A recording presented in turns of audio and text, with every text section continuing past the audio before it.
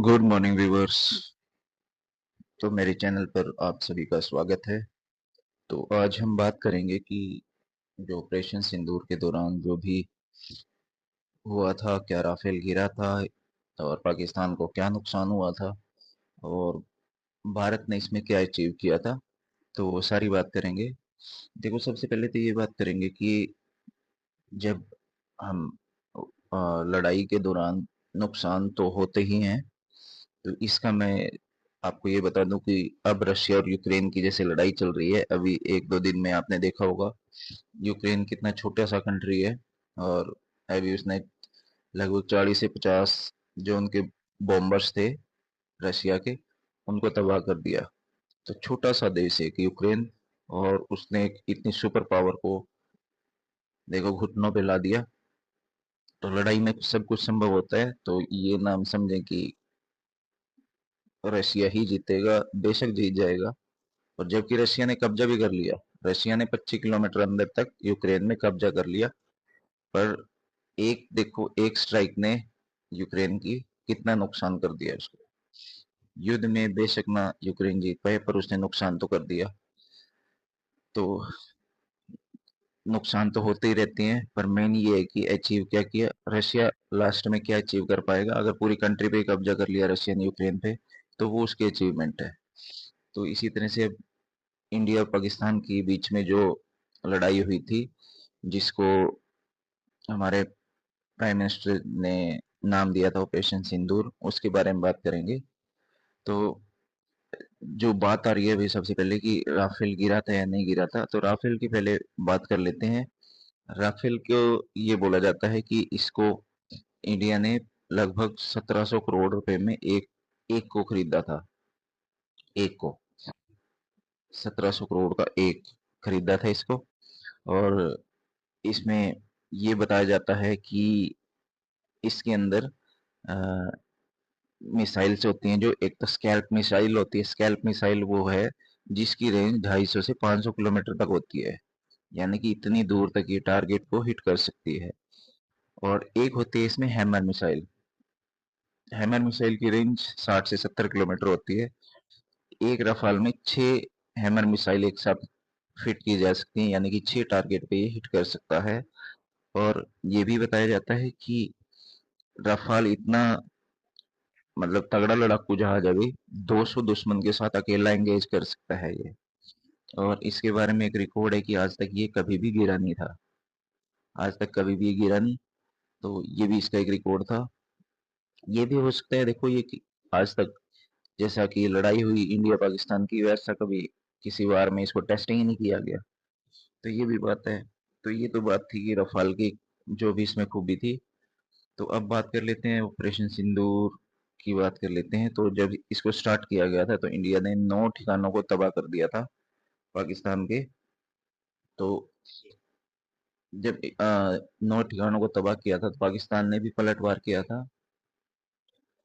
तो इसमें ये क्या किया गया था, ये जो ड्यूटी दी गई थी, ये जो काम दिया गया था, काम सौंपा गया था, ये काम सौंपा गया था रफाल को, सुखोई और मिराज। ये तीन जहाज हमारे काम कर रहे थे उस टाइम पे कि रफाल और मिराज बॉम्ब गिराएंगे और सुखोई उनकी बैकअप एक तरह से सपोर्ट करेगा, जैसे कि बोल सकते हैं कि रक्षा करेगा। इस तरह से सुखोई भी बड़ा तगड़ा, सुखोई SU-30M की है, वो भी हमारा एक बड़ा तगड़ा लड़ाका है भाई, रशिया से लिया हुआ है।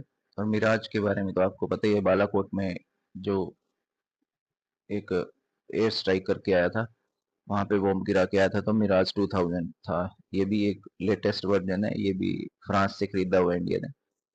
तो ये बात थी, मेन मेन बात तो ये थी। फिर क्या था कि इंडिया ने ये तीन लड़ाकू जहाज यूज करे थे अपने स्ट्राइक के दौरान। तो जैसे ही ये स्ट्राइक स्टार्ट हुई थी, तो जो ये बात आ रही है कि रफाल गिरा है, देखो इसके बारे में एक न्यूज भी आई थी 7-8 तारीख में कि एक अ,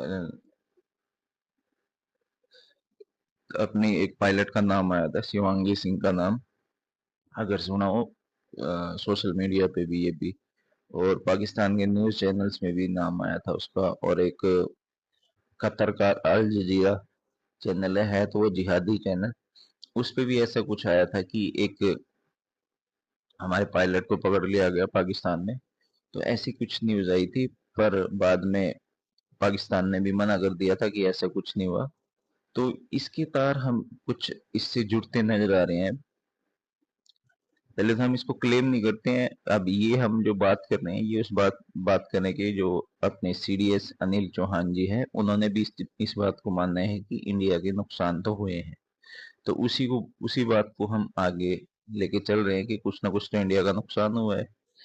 और ये भी न्यूज़ थी अखबारों में कि जो रफाल को बनाने वाली कंपनी है वो भी इस बात की जांच कर रही है, दसॉल्ट दसॉल्ट की कि जहाज मतलब जो भी नुकसान हुआ है वो कैसे हुआ है और क्यों हुआ है। तो जैसे ही ये काम, चलो इसके बारे में आगे बात करते हैं। तो ये जैसे ही हुआ है काम, जब इंडिया एंगेज अटैक करने के लिए था, इंडिया का कोई भी जहाज पाकिस्तान के अंदर का एंटर नहीं किया। तो जब अंदर एंटर नहीं किया तो पाकिस्तान के किसी मिसाइल से तो रफाल नहीं गिरा है। तो इसमें ये न्यूज आ रही है निकल के कि जैसे ही, क्योंकि रफाल के पास जो मिसाइल है वो 250 से 500 किलोमीटर तक वार कर सकती है, और बिल्कुल रफाल से ही जितने भी मिसाइलें छोड़ी गई थी जो नौ नौ ठिकानों पर, उसके बारे में यही बताया जा रहा है कि रफाल से ही उन मिसाइल्स को छोड़ा गया था। तो ये आ रही है बात कि जैसे ही इंडियंस जो फाइटर जेट्स अपनी इंडिया की टेरिटरी में थे और पाकिस्तान की टेरिटरी में थे, तो ये बात है कि मिसाइल जैसी ही अपने रफाल में कुछ प्रॉब्लम थी।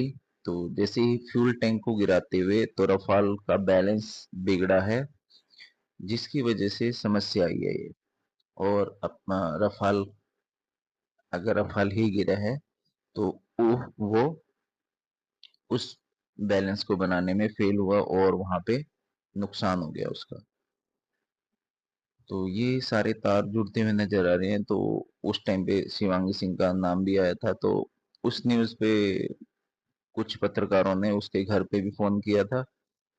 तो बाद में ये पता लगा था कि वो ठीक है। और ये सब हमारे जितने भी एयर मार्शल थे जो, उन्होंने भी कहा था कि हमारे सारे जो पायलट्स हैं वो सही हैं। तो इस तरह से रफाल का या जो भी हमारे जहाज का नुकसान हुआ है वो पाकिस्तान के किसी मिसाइल से नहीं हुआ है। पाकिस्तान ने जो विमान यूज करे थे F-16 यूज किया था। रफाल के आके तो वो बहुत पुराना है। F-16 लगभग 4th जनरेशन है और रफाल तो 4.5 जनरेशन है, 4.5। JF-17 वो पाकिस्तान ने चाइना से लिया हुआ है। तो पाकिस्तान के पास ऐसा कोई भी जहाज नहीं था जो रफाल को एंगेज कर पाए। तो ये कुछ ना कुछ एक्सीडेंटल कुछ प्रॉब्लम हुई है जिसकी वजह से रफाल गिरा है, जो बताया जा रहा है। तो नुकसान होता है। देखो भी उसके बाद हमने क्या अचीव किया है वो देखो। उसके बाद हमने, पाकिस्तान का ऐसा कोई शहर नहीं था जिसपे मिसाइल नहीं दागी। उनका जो लाहौर का एयर डिफेंस सिस्टम था, जो उन्होंने चाइना से लिया हुआ HQ9, उसको तबाह कर दिया। छोड़ा कहाँ पे, जो उनका रहीम खान एयरबेस था जहाँ पे उनके परमाणु बम रखे हुए हैं, वहां पे हमारी ब्रह्मोस ने सटीक वार किया। तो ऐसा छोड़ा कौन सा था जहाँ पे हमने हिट नहीं किया। तो अचीव बहुत कुछ कर लिया इंडिया ने। नुकसान होते हैं, नुकसान तो चलते ही रहेंगे भी। जब लड़ाई लड़नी है तो फिर नुकसान से डरेगा कोई कंट्री तो फिर नहीं कर सकता। रशिया का आपको एग्जांपल दे ही चुका हूँ। और भी बहुत सारी कंट्री ने जो, अब इसराइल है, इसराइल का देख लो, इसराइल में भी तो नुकसान होते ही रहता है, जबकि वो भी एक तरह से सुपर पावर है। तो ये साथियों आपके सामने बात रखनी थी। अगर आपको बात सही लगे तो वीडियो को लाइक शेयर कर देना। Thank you.